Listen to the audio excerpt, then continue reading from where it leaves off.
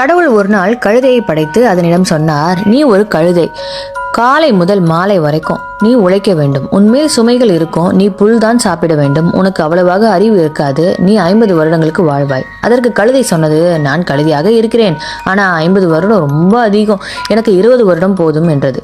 கடவுள் கழுதையின் ஆசையை நிறைவேற்றினார். அடுத்து ஒரு நாயை படைத்து அதனிடம் சொன்னார், நீ மனிதனின் வீட்டை காக்கும் காவலன், அவனுடைய அன்பு தோழனாக இருப்பாய். மனிதன் உண்ட பிறகு உனக்கு கொடுப்பான். நீ 30 வருடங்களுக்கு வாழ்வாய் என்று.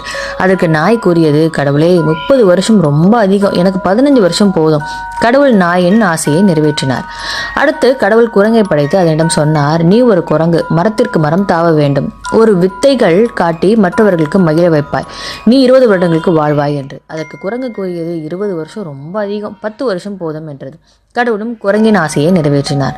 கடைசியாக மனிதனை படைத்து அவனிடம் சொன்னார், நீ ஒரு மனிதன், உலகில் உள்ள 6 அறிவு ஜீவன் நீ மட்டுமே. உன் அறிவை கொண்டு மற்ற மிருகங்களை ஆட்சி செய்வாய். உலகமே உன் கையில்.